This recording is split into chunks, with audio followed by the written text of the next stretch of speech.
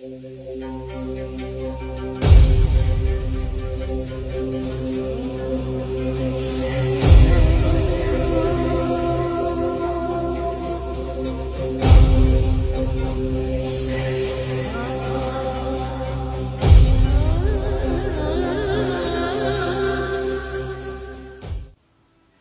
for the difficulties of responding to every call on an issue that has come up on social media based on the writings of some of our activists concerning the purported suspension of the recently announced cabinet of the interim government, I would not have come up now to say anything, because during the meeting that took place yesterday between myself and President Sako, facilitated by some activists and patriotic Southern Cameroonians, and that's not the first meeting we are talking. It was agreed that meeting, the proceedings of that meeting will not be shared on social media. But I realized just upon dropping from that call, from that conference call, that an activist had gone ahead to publish 2 hours before the meeting ended the story with the spin on it, which does not reflect the exact conclusion of our meeting.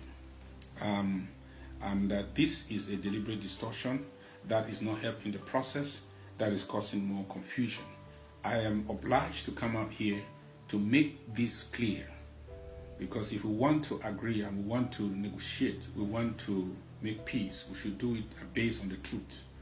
And so the contention was that I hold the list, I place a hold on the list of cabinet nominations, and while Mr. President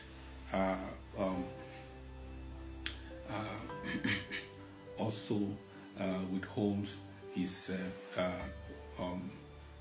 announcement of a vice president or something. So my argument has been that clearly I didn't do anything wrong by proposing my cabinet to the Restoration Council, that after 11 days we received the go-ahead to announce the cabinet from the chairpersons of the vetting committee of that body.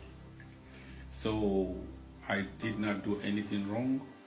It is in my powers to receive recommendations from everybody, everywhere, and carefully choose the team of people who are loyal, dedicated, qualified, available, and ready to work and help me pilot this revolution to its expected conclusion. So it is my prerogative to appoint my cabinet, and I did just that. I submitted it to the Restoration Council for vetting. My cabinet was not the first in Amazonia. I was a member of the first cabinet. I don't think we went through this rigorous process that we see today. We may not, I can remember we were not even vetted because the Restoration Council was yet to be fully formed. And I've done the cabinet reshuffle in 2018, June, and it is a procedure that is not complicated. And the moment they ascertained, it took one sitting, and the vetting was done, and I received the go-ahead. So I didn't do anything wrong. Now I will not undo what I did right for me to as a concession, no. But it was revealed by the chairman of the Restoration Council that the procedure was not completed. So I said, okay, that is the only way the cabinet which are submitted can be suspended in exchange for the suspension of the nomination of a vice president by President Sako.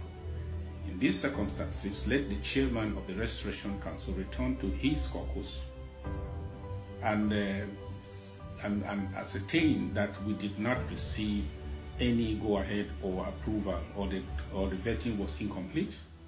Then, in that case, they may issue a letter to my office advising that I stay the I withhold I put the cabinet on hold until they do their job. So it's only in those circumstances that the cabinet can be on hold, because I've done nothing illegal to put that cabinet on hold. And I want you to know truly that as far as doing this job is concerned, I will rely on the basic laws that we have and a good conscience to do just what is right for Ambazonia. Compromise should not involve undoing the good and allowing what is wrong. Thank you. God bless you.